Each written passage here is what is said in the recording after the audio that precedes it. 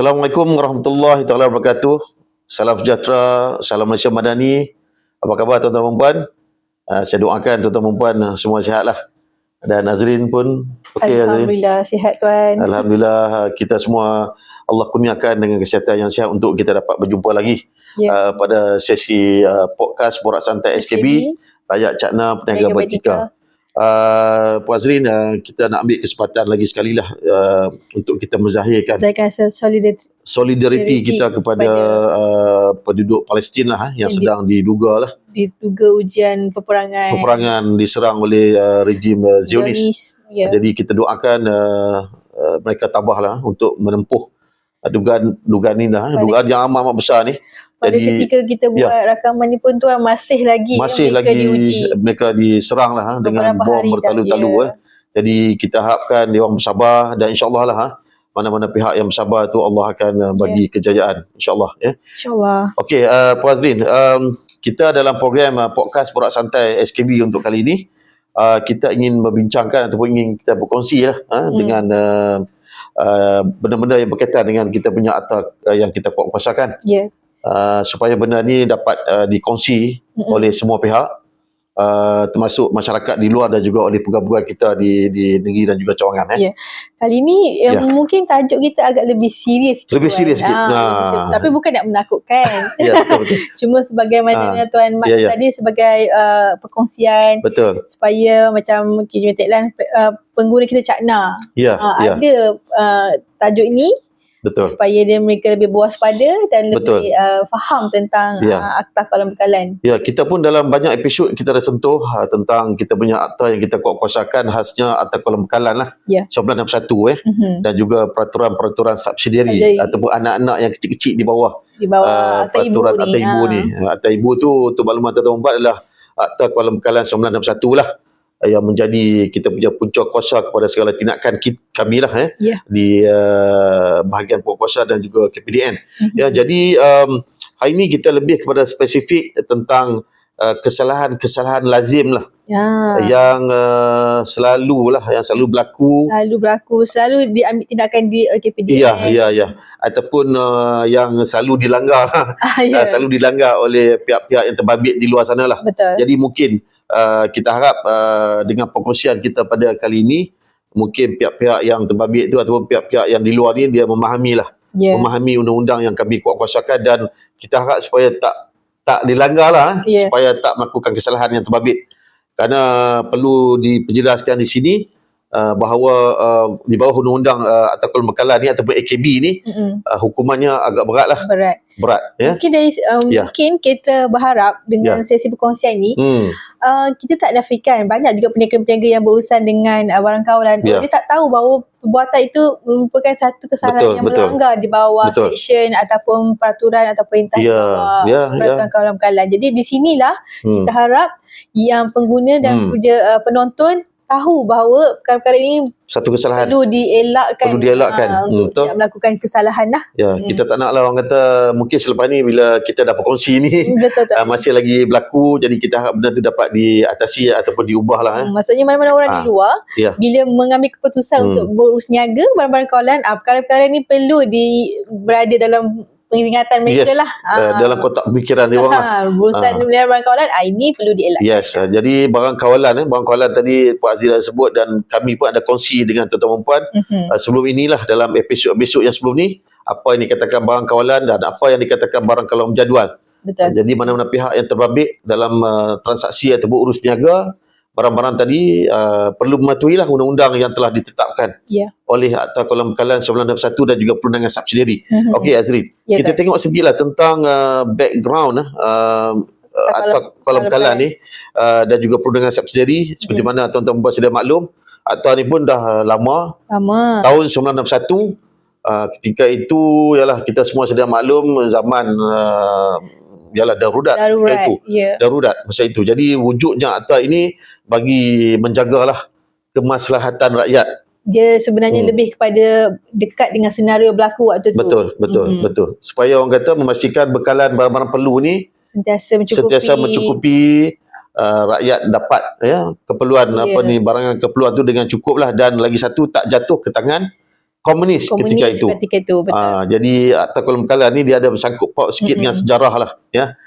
Dan begitu juga dia punya perundangan-perundangan subsidiary di bawahnya.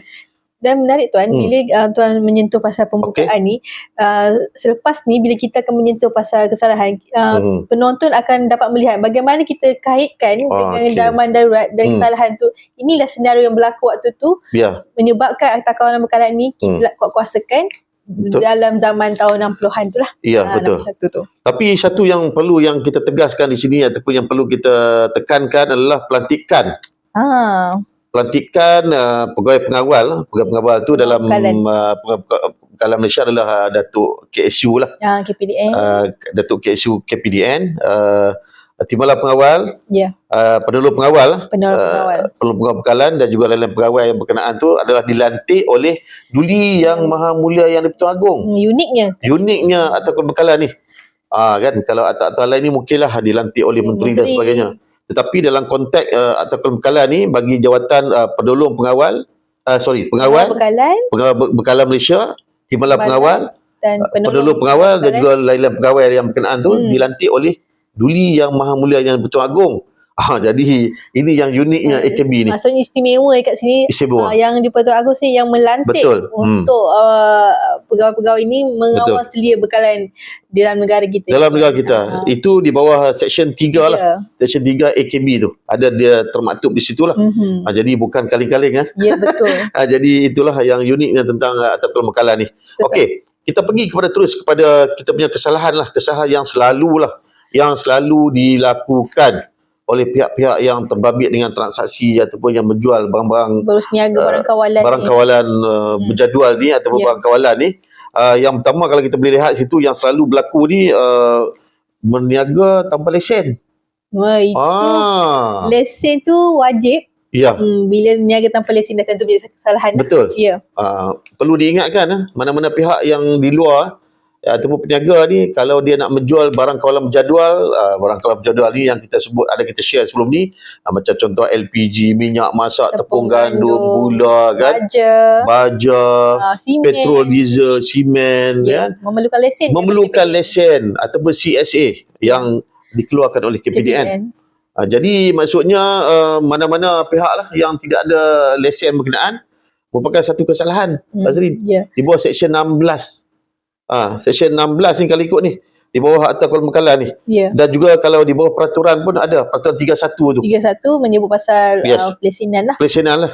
Maksudnya di mana-mana peringkat macam kita pernah bincangkan sebelum ni, ada peringkat mengilang, memborong dan teruncit. Betul. Selagi tiada pengecualian mana-mana peringkat ni, wajib ada lesen untuk berniaga. Jadi ketiga-tiga pihak tadi perlu ada lesen lah. Itu kena ingat. Itu yang paling penting sekali. Seksyen 16 Seksyen 16 tu. Kalau ini selalulah kadang kita pergi kan buat pemeriksaan di bawah. Ada pihak yang tak ada lesen. Jadi mungkinlah bila mendengar apa yang kami kongsikan pada hari ini dalam program podcast Borak Santai ni, mungkin cepat-cepatlah memohon lesen. Ni macam basic lah Tuan. Maksudnya kalau nak memandu kena ada lesen. Betul. Ini basic. Dia nak mohon lesen senang saya sekarang ni. Pergi ke online. Blast. Sistem Blast 2.0. Boleh akses di situlah. Boleh pilih lesen barang kawalan berjadual, runcit ke, borong ke.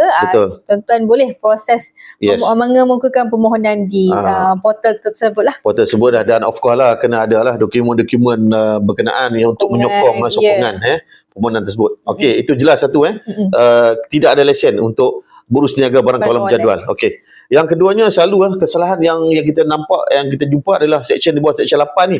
Seksyen 8 ni Akta Kuala Bekalan ni di mana gagal untuk beri maklumat. Betul. Ataupun bagi maklumat palsu. Di mana bila pegawai KPDN ataupun pegawai penguatkuasa KPDN turun padang, sebelumnya dia akan bagi satu notis kepada peniaga yang berkenaan. Satu penguasa untuk kita dapatkan maklumat. Sebarang maklumat pada mereka yang berurusan dengan kawalan. Menggunakan punca kuasa bawah Seksyen 8 atau Kuala Bekalan ni. Dan selalunya lah pihak peniaga dia yang kita serve notis ni dia gagal. Dia gagal untuk respon. Itu pun satu salah. Dan yang keduanya bagi maklumat palsu pula. Gagal pun satu kesalahan.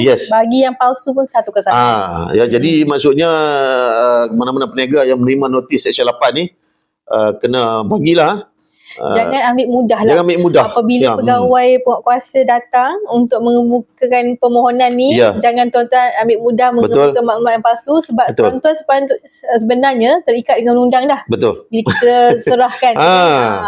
Itu menjadi satu kesalahan kalau tuan-tuan tak patuh ataupun tak fulfill kehendak di bawah ini. Banyak sebenarnya kesalahan yang kita dah tindakan bawah Seksyen 8 ni tuan. Betul. Maksudnya ramai sebenarnya di luar yang berani mengambil risiko melakukan kesalahan. Jadi kita harap tiada lagi. Kita cuba perbetul lah ini ya. Betul tuan. Okey, next ataupun yang ketiganya yang selalu kesalahan yang selalu berlaku adalah Seksyen 15. Seksyen 15 ni dia kadang ni pihak peniaga ni yang terbabit dengan menjual barang kawalan berjadual ni, dia dia menyorok ataupun memusnahkan ataupun nak memusnahkan bagi tujuan-tujuan tertentu lah. Mungkin dia nak dengan tujuan nak meraih keuntungan berlebihan dan sebagainya lah. Ataupun kalau tuan-tuan bisa dengar perkataan hoarding dia menyembunyi kan. Jadi merupakan satu kesalahan yang serius. Dan juga kita pernah jumpa mereka ni cuba untuk memanipulasi pasaran. Bila dia menyorok dalam keadaan tertentu, mungkin waktu tu ada perubahan harga.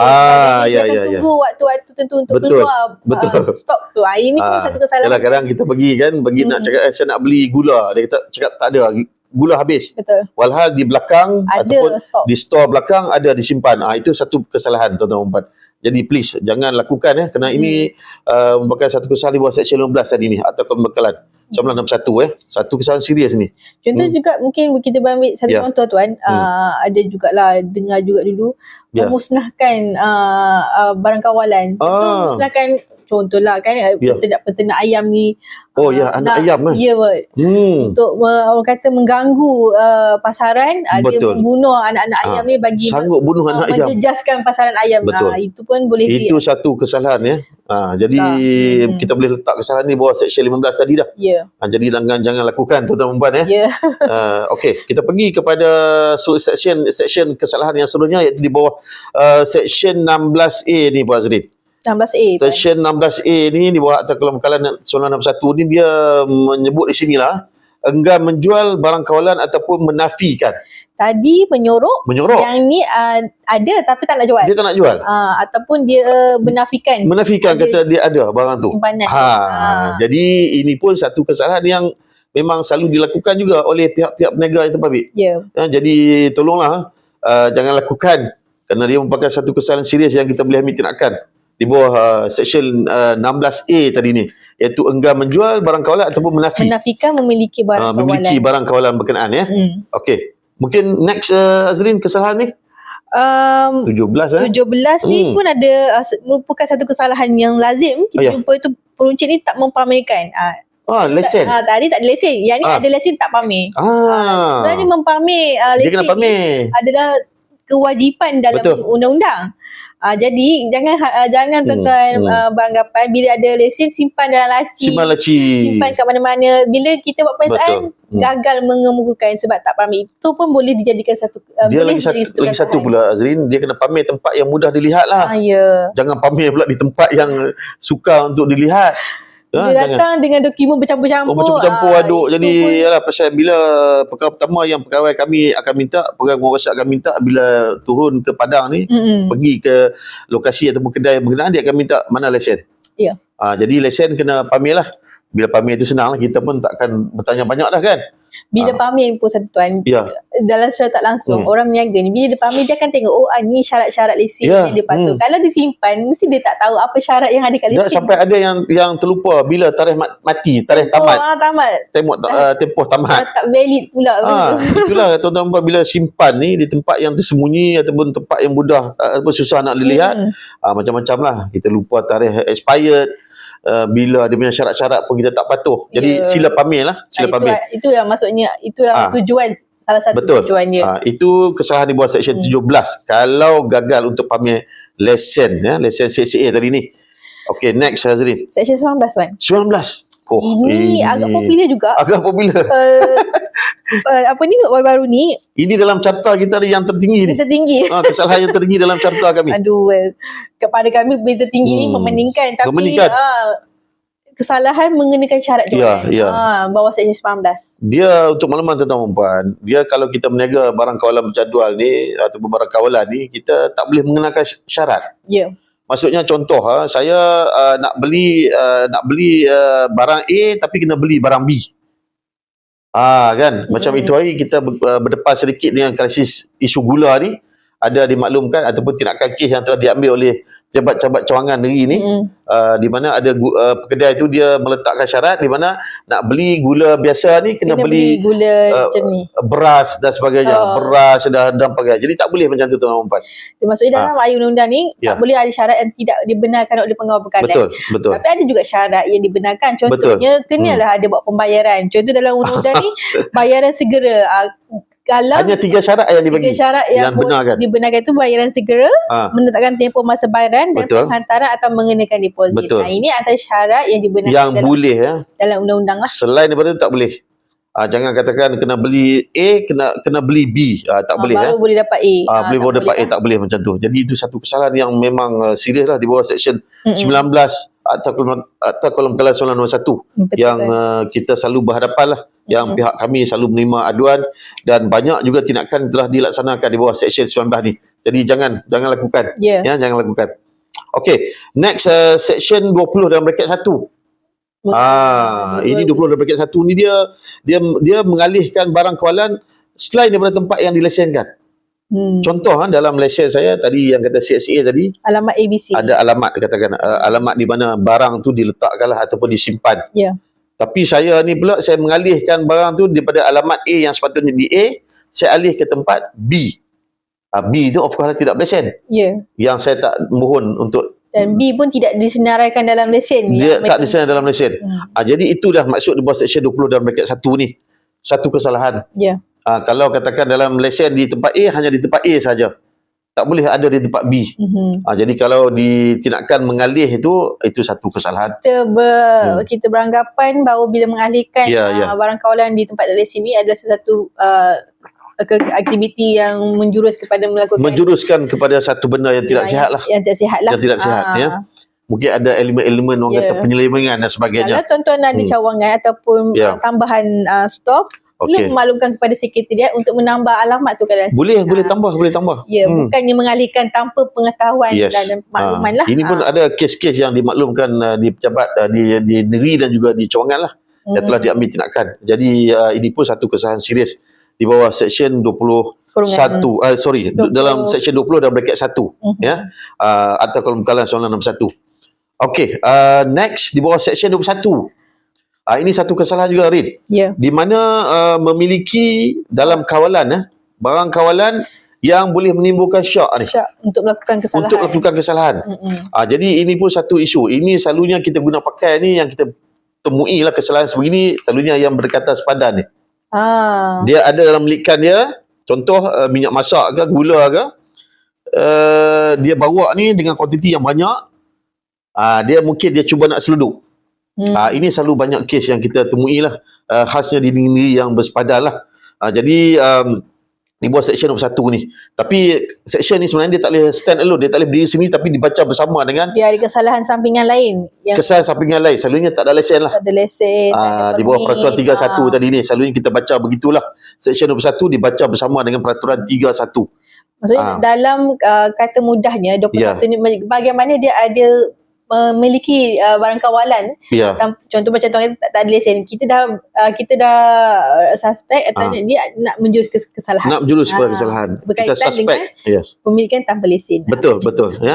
Okey, selain daripada itu Azrin, ada kesalahan di bawah peraturan Kawalan Bekalan 1974. Jadi ini merupakan orang kata itu yang dikatakan subsidiary tadi ni. Undang-undang subsidiary. Anak kepada atas ibu tadi ni. Okey, kesalahan yang selalu dilakukan di bawah peraturan Kawalan Bekalan 1974 ni, satu dari segi peraturan 91 ni. 91 ni dia merujuk kepada pemborong, dia memiliki lebih daripada had yang telah ditetapkan di dalam lesen dia. Itu satu kesalahan. Tak boleh tuan-tuan, kalau mana-mana pemborong tu dia kena dalam satu masa tu dia kena ada kuantiti yang hanya yang itu saja. Dia kena sensitif dengan kuantiti had simpanan tu. Yang dalam CCA dia tu. Jadi dia tak boleh memiliki lebih lah. Tapi sebenarnya kalau contoh dia berurusan ataupun dia berniaga transaksi itu lebih, is okay. Tapi apa yang kita maksudkan di sini adalah bila kita buat pemeriksaan, bila kita suruh dia declare dan tiba-tiba dia declare lebih daripada yang dalam lesen tu, memang itu satu kesalahan. Dalam satu masa tu tak boleh daripada kuantiti yang itu maksudnya pasal ada sedikit berlaku salah faham tentang isu mereka ini. Risau nak berniaga banyak-banyak. Sebenarnya kita tak halang perniagaan. Jadi you nak berniaga is okay. Tapi waktu satu masa tu hanya kuantiti yang ditulis, yang tertera dalam lesen tu saja. Okey. Selain daripada itu, kita ada bawah peraturan 92 tadi. Di bawah konteks peraturan 9, bawah pemborong tu ada 92 lagi. 92. Dia merujuk kepada pemborong juga. Dia tak boleh jual kepada orang yang tak berlesen. Tak berlesen. Sebagai pemborong, tak boleh jual lah kepada orang yang tak berlesen. Ataupun kata lain, kebenaran bertulis daripada pengawal bekalan. Betul. Kenapa kita jadikan ini satu kesalahan? Kerana kita tak naklah nanti dia jual kepada orang yang mungkin ditakdirkan pihak berkenaan adalah pihak yang mungkin nak menyeleweng kan. Jadi kita tak tahu ke mana perginya barang kawalan tadi. Sebab pemborong ni kita letakkan tafsiran kita beranggapan dia adalah satu jualan yang besar. Jika yang datang kepada mereka ni sebarangan tanpa kebenaran bertulis, kita takut jualan tu adalah jualan yang orang kata penyelewengan dan sebagainya. Pasal memang tadi kalau ikut pengalaman kami, pengalaman kita, memang kita dah jumpa dah benda-benda yang macam ni. Di mana pemborong ni dia jual kepada orang yang tak berlesen, yang tidak ada apa-apa katakan kebenaran bertulis daripada pengawal, dan memang barang kawalan tu dah diseleweng lah. Kebenaran bertulis ni macam tuan kata dia lesen, boleh juga dalam bentuk permit ataupun apa saja surat yang dikeluarkan oleh pengawal bekalan lah. Mesti hitam putih lah. Hitam putih yang sah daripada pengawal bekalan Malaysia. Yes, okay. Next, peraturan 10 dalam bracket 1. Ini merujuk pada peruncit yang dia tak boleh memiliki lebih daripada hak lesen lah. Tadi pemborong, yang ni peruncit. Peruncit pun dia tertakluk kepada pemakaian undang-undang ni, di mana dia tak boleh memiliki lebih daripada syarat lesen tu. Kuantiti dalam jalan lesen dia tu. Kalau katakan contoh dia hanya 100 kilo saja dalam satu masa tapi nak berniaga lebih, macam mana pemborong tadi, berniaga lah, tak ada masalah pun. Tapi sewaktu kita buat pemeriksaan tu, dalam simpanan dia banyak itulah. Dia termasuk juga di rak tuan. Yes, di rak. Kadang-kadang dia orang terlupa, dia tengok store je. Betul. Yang dipamerkan di depan tu dia tak kira, tak termasuk sekali. Lagi dalam premis perniagaan tu, itulah hak simpanan dia. Termasuk sekali ya. Ya, betul. Okey, next peraturan 11 Nazrin. Ini merujuk kepada peruncit atau pemborong tidak boleh beli daripada orang tidak berlesen. Dia sebagai peruncit ataupun dia sebagai pemborong, dia tak boleh dapatkan sumber tu daripada pihak lain yang tak berlesen. Tadi dia tak boleh jual pada orang tak berlesen, tapi dia dapat bekalan pun daripada orang yang berlesen juga. Ini di bawah peraturan 11, peraturan kawalan bekalan 1974. Dia sumber tu kena sumber daripada yang sah lah. Pihak yang ada lesen lah. Tadi dia jual macam Azri sebut tadi kan. Jadi okey, itu boleh jelas. Dan next, peraturan 13. Ini cukup popular lah. Cukup popular. Peraturan 13, peraturan kawalan bekalan 1974. Buku stok. Episod lepas kita ada terangkan buku stok. Kita ada terangkan tapi sebenarnya itulah kesalahan lazim yang kita selalu jumpa. Dia selalunya kesalahan ni dia macam dia tak maintain buku stok dan ada dalam keadaan tertentu tu tiada buku stok. Tak ada buku stok langsung. Tiada buku stok langsung. You berniaga ataupun you mengendalikan transaksi bank kalau berjadual ni, kena ada buku stok. Jadi orang kata ini cukup penting untuk kita melihat ke mana pergerakan barang-barang tu pergilah kepada siapa yang beli. Jadi kita boleh tahulah daripada situ. Kalau kita tengok episod yang lepas, kita ada terangkan elemen-elemen yang ada dalam buku stok. Ada elemen-elemen yang perlu diselenggara dalam peraturan 13 ni. Ini pun cukup penting lah. Buku stok ni maksudnya sekarang ni kita boleh buat cara elektronik, boleh. Elektronik, dalam komputer pun dalam boleh. Komputer pun kita boleh buat. Ataupun kalau nak pakai kaedah lama, tulis buku pun boleh. Tak ada masalah. Tak ada masalah. Antara dua tu kita boleh consider kan tuan? Betul. Tapi yang pentingnya kena maintain, kena terkini dan sebagainya. Betul. Itu cukup penting. Dan kalau tak maintain ataupun tidak ada buku stok, satu kesalahan di bawah peraturan 13 tadi. Okey, next apa dia? Peraturan 18 tadi. 18. Ni yang boleh katakan bongsu. Bongsu tak bongsu lah. Dia kita tambah baik. Ini peraturan 18 ni adalah berkaitan dengan permit kan? Permit. Pasal kita ada keluarkan permit barang kawalan berjadual dan kita ada keluarkan permit khas. Jadi permit ni macam kita biasa kongsi sebelum ni Azrin, permit ni kita keluarkan kepada orang yang nak membeli barang kawalan berjadual tu, mengguna dan menyimpan. Yes, mengguna sendirilah. Beli, simpan dan guna sendiri. Contoh katakan minyak masak. Katakan mana orang katakan mungkin dia sebagai orang kata peniaga contoh jadi dia beli minyak masak tu, dia beli, dia simpan dan nak guna sendirilah untuk goreng dan sebagainya contoh. Dia perlu memohon permit di bawah peraturan 18 ni, tapi dia ada syarat-syarat lah syarat-syarat, dan dia hanya takluk kepada 6 barang kawalan berjadual 6 barang kawalan berjadual sahajalah. Jadi dan kita ada juga setkan kuantiti.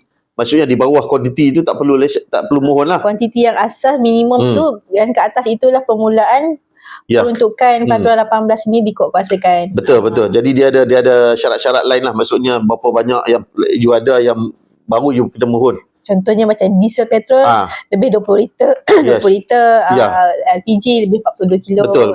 Dan seterusnya. Jadi that's why ini pun satu kesalahan kalau tidak ada permit lah. Jadi bila kita buat pemeriksaan, kita pergi tengok tidak ada permit tu, satu kesalahan di bawah peraturan 18 ni. Okey, jadi itu Puan Azrin kita saya nak sentuh juga tentang keunikan di bawah Akta Keluaran Bekalan ni yang mungkin mendatangkan kegerunan lah kepada pihak-pihak yang mungkin nak menyeleweng ni, di mana di bawah Seksyen 10. Di bawah Seksyen 10 Akta Keluaran Bekalan ni kita ada kuasa untuk menangkap tanpa waran.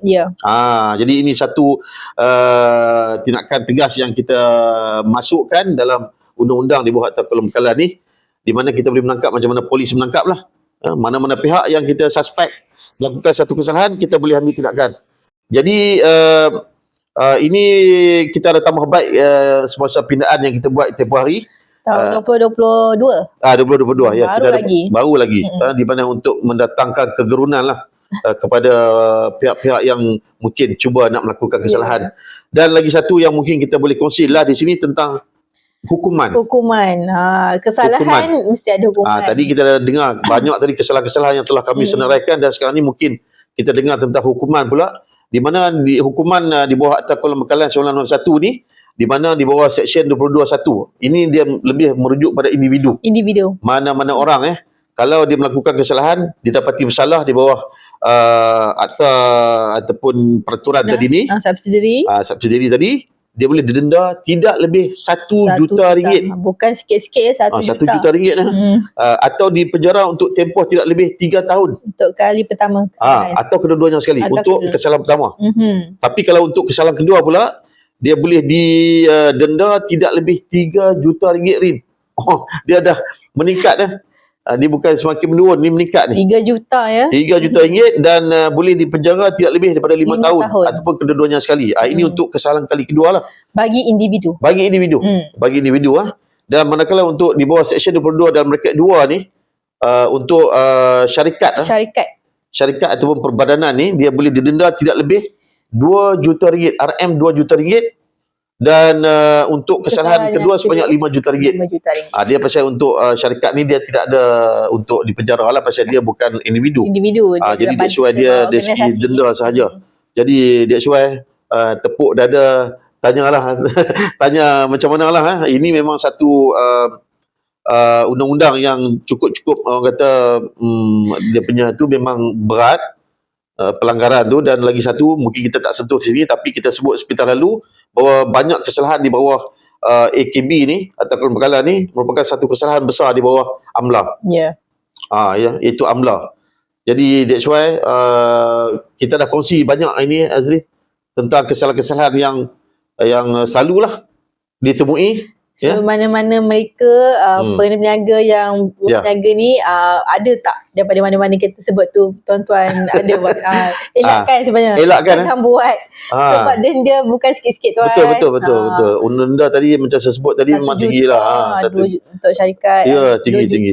Jadi boleh dipenjara lagi. Kalau kita lihat daripada mula dari segi perwataan daripada yang di Pertuan Agong, kemudian kita tambah baik kepada penangkapan tanpa waran, menunjukkan betapa beratnya AKB ni. Keseriusan kesalahan tu bukan sesuatu yang tuan-tuan boleh pandang ringan lah. Betul. Jadi jangan pandang ringan Jadi perlu cakna dengan undang-undang ini. Betul. Undang-undang ni bukan diwujudkan untuk menyusahkan, tapi untuk membantu ataupun untuk mencegah penyelewengan Kerana dalam isu atau pembekalan ni dia banyak membabitkan barang kawalan ataupun yang ada elemen subsidi dan sebagainya. Betul. Jadi saya ingat Puan Azrin, kita dah sampai ke penghujung. Cuma saya suka ingatkan sekali sebab banyak sangat yang kita jumpa peniaga yang kata saya tak tahu undang-undang.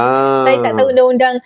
Tuan-tuan, inilah platform yang kita bagi pencerahan. Kalau tuan-tuan mengambil keputusan untuk berurus niaga, bukan alasan untuk tak tahu undang-undang berkaitan barang kawalan tu. Jadi that's why boleh ikuti kami rapat-rapat lah dalam kami punya program podcast Borak Santai SKB. Kalau tak tahu baca buku undang-undang, ini platform yang sesuai untuk faham. Kami boleh kongsikan dengan lebih santai lebih santai dan orang kata lebih ringkas dan tak perlu nak baca buku. Jadi kami boleh tolong sharekan ilmu-ilmu yang berkenaan dengan atau pembekalan dan juga dari segi subsidi, undang-undang subsidi di bawahnya lah. Betul. Jadi saya rasa kita sampai ke hujung Puan Azrin. Ya tuan. Jadi saya ucapkan terima kasih banyak-banyak kepada tuan-tuan dan puan yang sudi menonton kita punya rancangan podcast Borak Santai SKB Rakyat Cakna Peniaga Bertiga. Jadi insyaAllah kita jumpa lagi dan jangan lupa untuk share, like dan juga komen lah. Kami punya platform kami di YouTube, Facebook dan TikTok. Okey, sehingga ketemu lagi. Assalamualaikum warahmatullahi wabarakatuh. Jumpa lagi.